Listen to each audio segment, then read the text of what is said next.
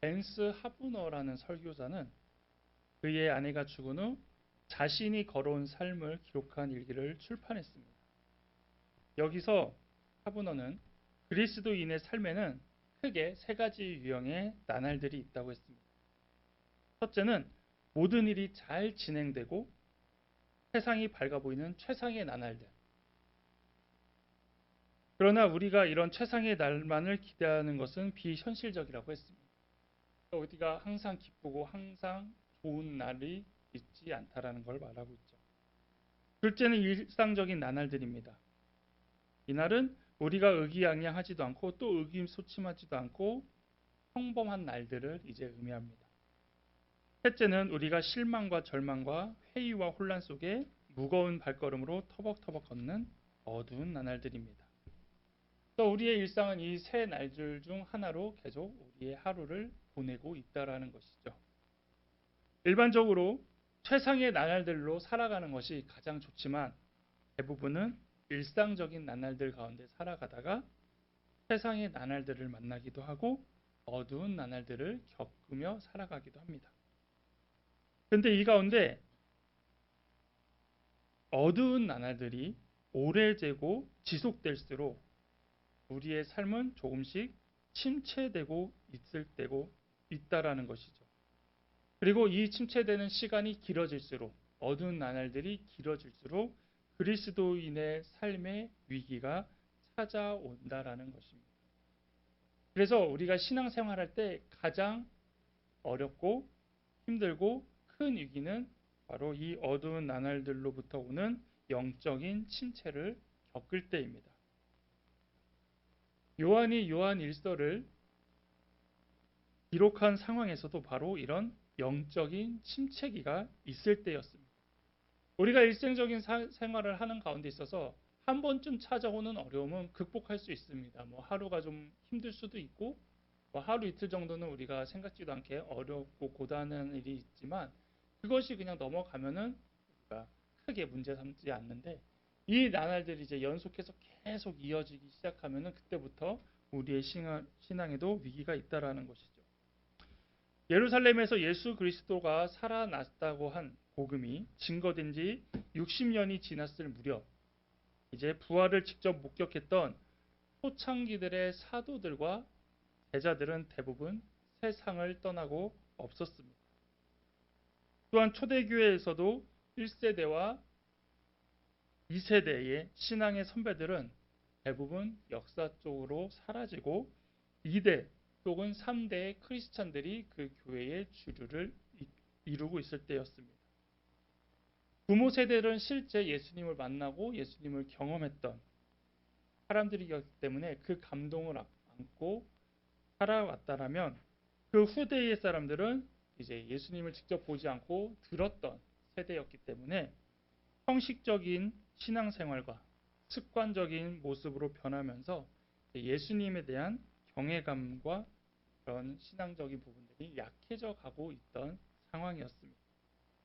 이제 이런 상황에서 이제 요한이 이 편지를 쓴 것인데 이 편지를 쓰고 있는 장소인 에베소 교회도 영적으로 병들어 있는 상태였습니다.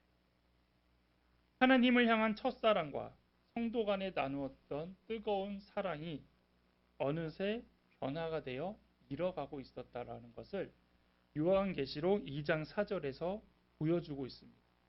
그래서 에베소 교회에 편지했을 때 첫사랑을 잃어버렸다라고 표현하는 것이 이 시대적인 상황과 연결되고 있다라는 것이죠. 당시 에베소 교회 사람들은 영적인 어려움을 겪고 있는데 그 어려움을 주고 있는 이제 적이라고 표현하는 부분들이 있을 때에 그 적은 교회 밖과 교회 안에 있었다라고 지난주에 이야기했습니다. 그래서 외적인 상황과 내적인 어려움을 같이 겪고 있었다고 이야기했는데 대부분은 교회 밖의 어려움 때문에 이들이 신앙적 어려움을 겪고 있다라고 생각할 수 있습니다. 하지만 그들이 갖고 있던 실제적인 주적, 실제적인 위기를 갖고 있게 했던 것은 교회 밖에서 주었던 핍박보다는 교회 안에 있는 유혹이 더 큰 적이었던 것이죠. 왜냐하면 예수님보다는 세상을 더 사랑하는 그 마음과 상황 때문에 유혹이 언제나 찾아왔고, 그 영적인 소욕보다 육적인 정욕을 따르고 싶은 유혹에 시달렸던 것이 때의 모습이었습니다. 그래서 바울은 에베소서 4장 20절에 이렇게 이야기했습니다. 너희는 유혹의 욕심을 따라 썩어져가는 구습을 따르는 옛 사람을 벗어버리라 라고 말합니다. 그러니까 교회 안에 있는 우리의 모습이 썩어져 있다. 근데 그게 왜 썩었냐? 왜 신앙이 이렇게 뒤처지고 있느냐라고 봤을 때에 우리가 어떤 목적을 가지고 어떤 목표를 살아가고 있는지 이렇게 나눔을 하지 않겠습니까? 근데 그 나눔 가운데 보니까 하나님이 원하시는 뜻에 대한 나눔이 아니라 계속 세상적인 걸 가지고 세상적인 목표를 가지고 계속 살아가고 있다 보니 어느새 그런 모습으로 이 교회 안에도 어려움을 주고 있다라는 것이죠. 그래서 세상의 유혹 앞에서는 하나님께서 요구하시는 거룩한 생활, 윤리, 규범 같은 것들이 계속 거추장스러워지는 것이고 실증나고 번거로운 모습으로 살아가게 되었다라는 것입니다. 그래서 하나님을 사랑하라, 세상을 사랑하지 말라, 거짓말을 하지 말라, 사랑으로 행하라, 계명을 지켜라. 그러면서 세상과 구별되게 요구했던 이 모든 것들이 이제는 하나님의 은혜로서 우리가 지켜야겠다라는 결단이 되는 것이 아니라 무거운 짐으로 느끼기 시작하면서 점점 그것을 거부하는 모습으로 살아갔다라는 겁니다. 그 결과 성도들이 점점 세상을 이길 만한 힘을 잃어가고 있는 상황에서 쓰여진 모습이었습니다. 이런 상황에 놓인 사람들에게 요한이 편지를 쓴 것이죠. 오늘 읽은 1절에서 4절은 지난번에 구조상 서러운 부분에 속하는데 여기에 주로 쓰이는 단어가 있습니다. 1절과 2절에는 생명이란 단어가 주로 쓰였고 3절에는 사귐, 교제, 4절에는 기쁨이라는 단어를 여러분 찾아보실 수 있습니다. 이것은 무슨 얘기냐? 서론에서 말하고 있는 이 세 가지 단어가 곧 침체에 빠진 이 교회에 그리고 이 그리스도인들의 신앙에 다시 생명을 전하고 교제를 회복하고 기쁨을 충만케 하기 위하여서 그 목적으로 쓰여진다라는 것을 요한은 밝히고 있다라는 것이죠. 침체에 빠졌다는 것은 무엇일까요? 우리도 일반적으로 영적 침체에 빠졌다, 뭔가 영적으로 가라앉았다 이런 표현 많이 쓰잖아요. 그것이 무엇입니까? 생명의 근원인 예수 그리스도로부터 멀어지기 시작했다라는 겁니다. 그러다 보니까 어떻게 됩니까? 예수님과 멀어지면 이제 교제가 점점 끊어지기 시작하고 영적인 교제가 끊어지다 보니까 어떻게 됩니까? 성도들과의 교제도 끊어지기 시작하다는 겁니다. 그러면 이제 어떻게 됩니까? 이 교제가 서로 메말라가고 서로 갈등까지도 이르게 된다라는 것이죠. 그래서 형식적으로 메마른 교회가 되다 보니 자연스럽게 영적인 기쁨이 전혀 나타나지 않는 모습. 그러니까 우리가 예배를 드려도 모여서 이야기를 해도 서로 인사를 해도 그냥 이렇게 겉은 웃고 있지만 속으로는 그렇게 감동도 없고 메말라가는 모습이라는 거죠. 이렇게 영적인 생명이 마르고 교제가 끊어지면 이제 또 어떤 모습이 나타나냐면 바로 유혹을 이기지 못하고 약해지는 모습으로 나타난다는 겁니다. 그래서 이런 사람들이 모이는 곳은 말로만 교회지 실제로는 죽은 교회가 될 수밖에 없다라는 것입니다. 그리고 요한 일서가 쓰여지는 상황이 바로 이런 상황임을 우리가 짐작할 수 있습니다. 그렇다면 이런 상황과 이런 교회에 다니고 있는 그리고 그렇게 신앙생활을 하고 있는 교인들에게는 어떤 해결책이 필요할까요? 요한은 이렇게 죽어가는 교회를 살리고자 하는 비결로 생명 대신 예수 그리스도를 다시 전하는 데 있다라고 말을 합니다. 1절에 이 생명이 나타내신 바 된지라 이 영원한 생명을 우리가 보았고 증언하여 너희에게 전하노니 이는 아버지와 함께 계시다가 우리에게 나타나신 바 된 이시니라. 아멘. 병들어가는 교회를 살리고 힘을 잃은 교인들을 영적으로 다시 살리기 위해서 교인들이 일반적으로 생각하는 것은 무엇일까요? 지금도 한국 교회가 뭐 힘을 잃고 있다, 또 뭐 가끔 이렇게 영적으로 좀 침체돼 있다, 이런 얘기들을 할 때 교회들은 이것을 어떻게 벗어날 수 있을까? 이런 분위기와 환경을 어떻게 극복할 수 있을까? 단지 기도만 하면 되는 것인가? 이렇게 생각할 수 있지만 실제로 교회들은 이걸 통해서 어떠한 방법으로 해결하려고 했냐면 어떤 부흥회나 어떤 집회 이런 것들을 통하여서 벗어나려고 했습니다. 그래서 교회들도 뭐 봄에도 부흥회를 하고 가을에도 집회를 할 때 그때의 모습을 잘 보면 우리가 겨울과 여름은 그래도 교회 행사나 여러 가지 절기가 있기 때문에 그것을 극복하기 위하여서 나름 기도도 하고 뭉치고 있습니다. 하지만 봄이나 가을 때는 이게 뭐가 없어요. 뭘 해야 되지? 어떻게 해야 되지? 그러다 보니까 이제 침체가 됩니다. 그러다 보니 이제 교회들이 어떤 부흥회, 집회 이런 것들을 통하여서 계속 어떤 영적으로 처지지 않고 기도하는 힘을 모으려고 했다라는 겁니다. 그런데 요한의 해결책은 무엇입니까? 이런 것을 이야기하는 것이 아니라 오직 생명이신 예수 그리스도를 다시 전해야 된다고 말하고 있습니다.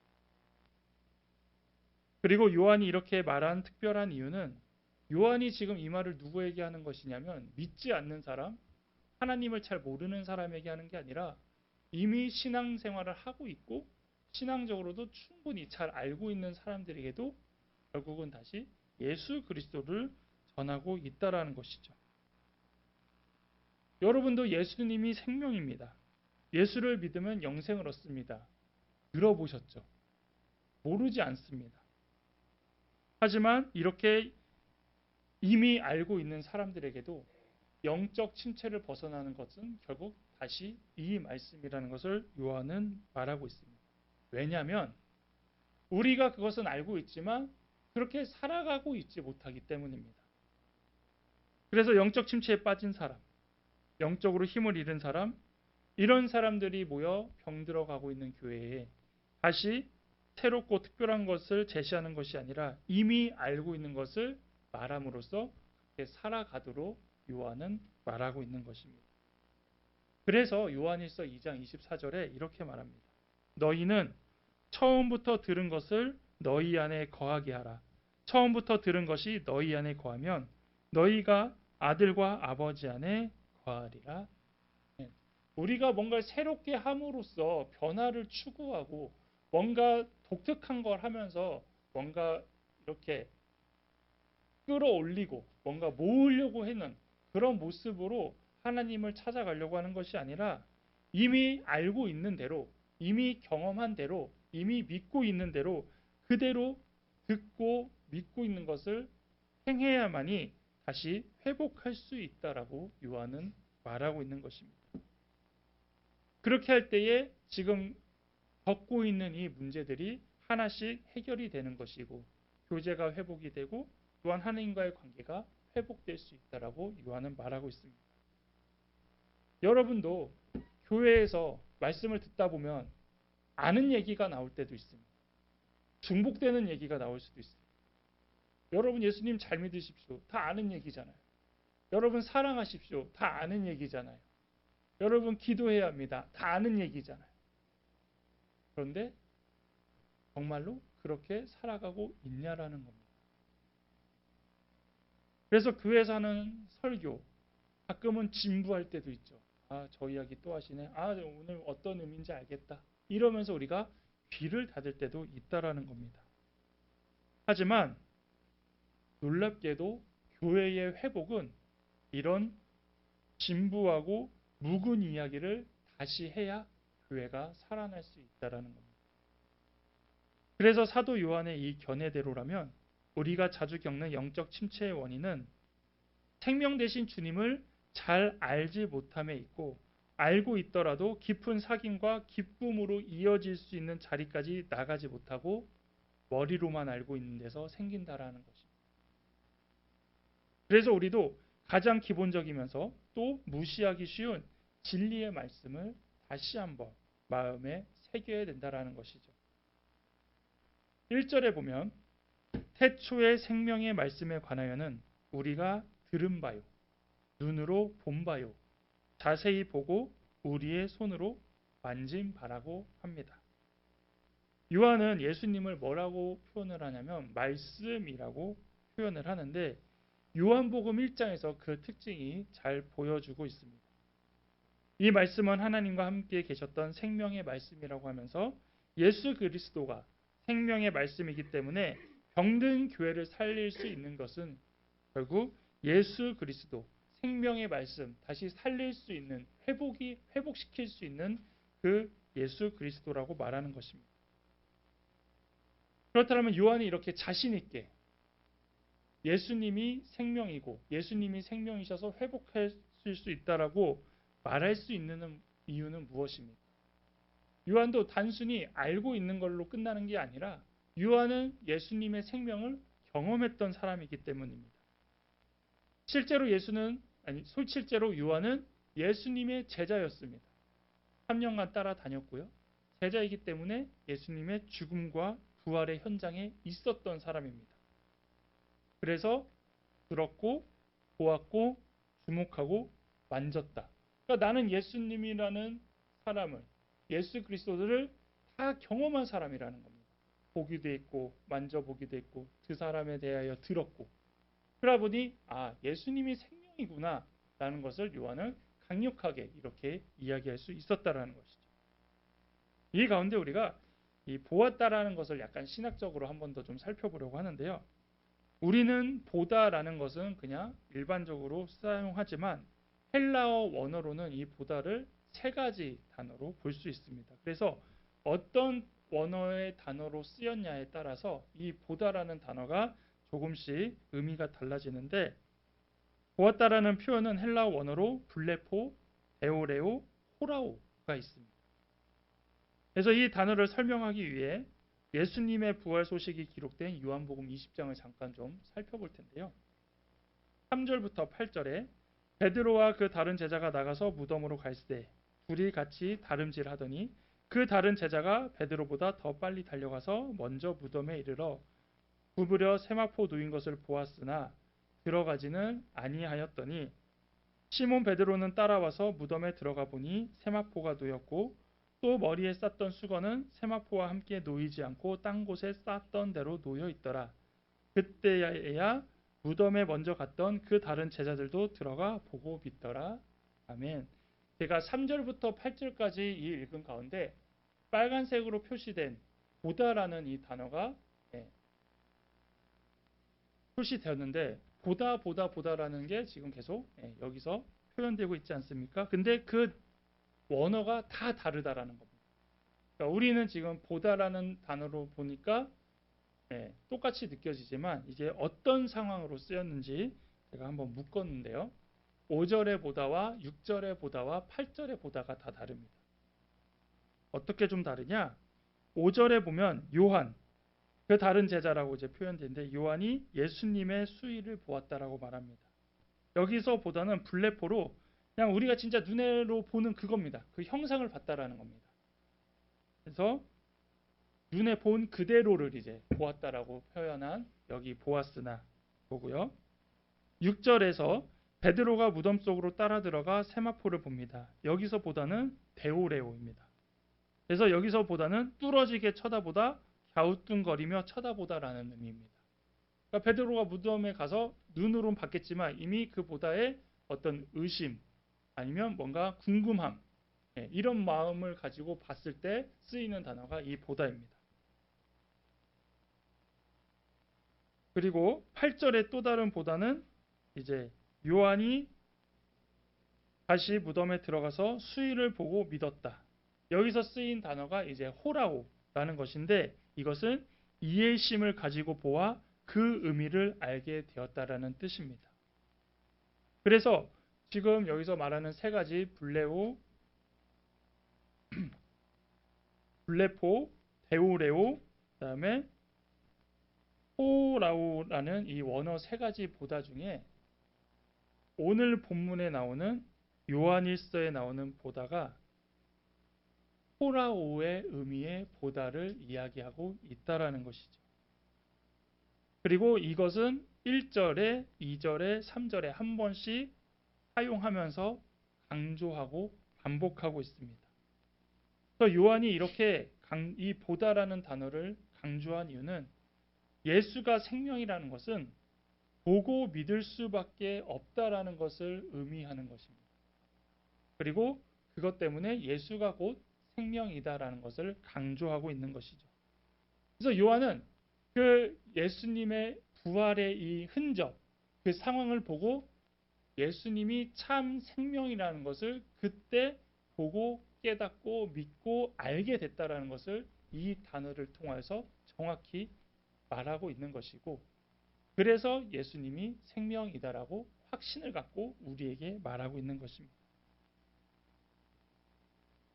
그래서 이렇게 눈으로 봤잖아요. 실제로 그 부활의 현장을 보고 그것을 목격했기 때문에 요한은 안 믿을 수가 없는 거예요. 내 눈앞에서 이게 벌어진 상황이기 때문에. 그래서 요한은 계속 예수님을 뭐라고 표현하냐? 생명이다. 생명의 말씀이다. 영원한 생명이다. 라고 거듭 강조하고 전하는 것입니다. 이렇게 볼 때에 하나님께서 항상 우리에게 말씀하신 영생이라는 게 무엇입니까? 바로 요한이 전하는 이 영원한 생명이라는 겁니다. 예수님은 자신 스스로가 영원한 생명이시기 때문에 우리에게도 영원한 생명을 주실 수 있으며, 우리는 그 증거의 말씀을 가지고 우리도 그 영원한 생명을 기대하며 살아갈 수 있다라는 것입니다. 우리는 예수님을 보지 않았습니다. 우리는 아직 영원한 생명을 경험하지도 않았습니다.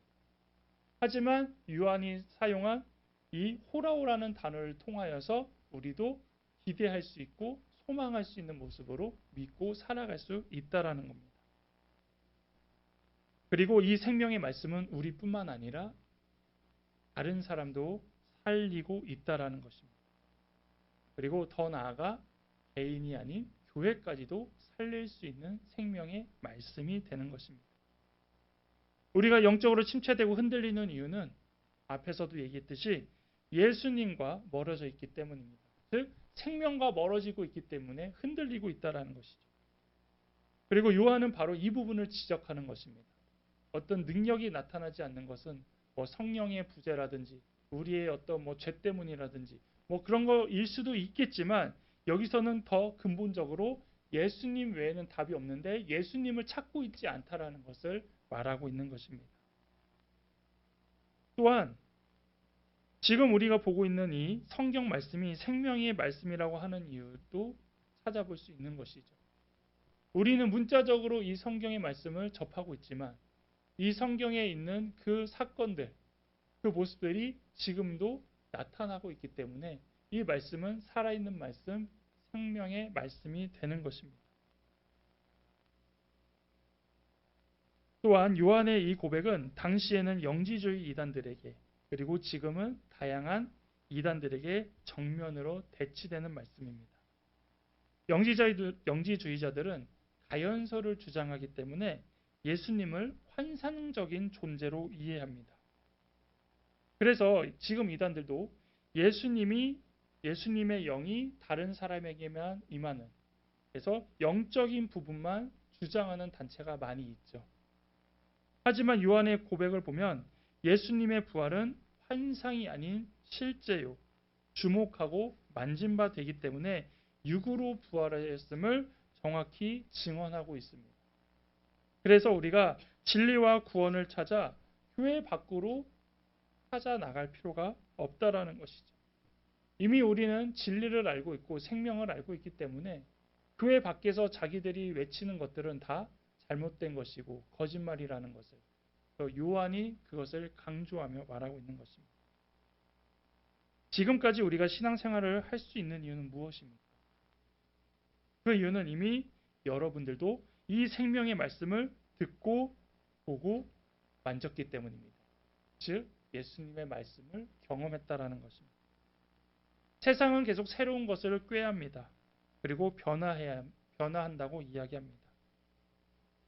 하지만 진리가 아니기 때문에 계속 변하고 새로운 것을 추구하는 것입니다. 하지만 교회는 어떤 곳입니까? 세상의 이런 다양한 변화 가운데서도 그 중심의 생명이신 예수 그리스도가 계시기 때문에 지금까지 변치 않고 무너지지 않고 버티고 있습니다. 세상은 계속 뒤처지지 않는다고 만들어내고 유행시키고 또 새로워집니다. 하지만 시간이 지나면 다 유행은 지나듯이 지나갑니다. 물론 다시 새로운 유행으로 끌고 올 수 있지만 그렇다고 우리가 1900년도의 유행을 유행시킬 수 있는 것도 아니고 1800년도에 유행했던 걸 유행할 수 없듯이 세상의 것은 변하고 있지만 오래가지 못한다라는 것이죠. 지금 많은 교회들이 다양한 이유로 어려움을 겪고 성도들도 영적인 힘을 잃어가고 있습니다. 그래서 그 답을 세상에서 찾으려고 할 때가 많이 있습니다. 교회들도 마찬가지입니다. 교회가 세상에 뒤처지면 안 되기 때문에 세상의 유행을 따라가야 된다고 말하시는 분들도 있고 세상의 문화와 발맞추어 가야 된다고 이야기하시는 분들도 있습니다. 근데 이것이 반은 맞고 반은 틀립니다. 어떤 부분에서는 너무 뒤처져서는 안 되죠. 그렇다고 또 어떤 부분에서는 너무 많은 것을 받아들여서는 안 됩니다. 하지만 가장 중요한 건 무엇이냐? 그 안에 예수 그리스도가 있어야 된다라는 것입니다. 생명이신 예수 그리스도를 놓치지 않아야 된다라고 요한은 말하고 있는 것입니다. 그래서 오늘 이 말씀을 통해서 우리도 다시 예수 그리스도를 통해 힘을 얻고 회복하여 죽어가는 신앙과 열정을 회복하시고 또한 이것을 통하여 교회도 함께 살리는 우리의 삶이 되기를 바라겠습니다.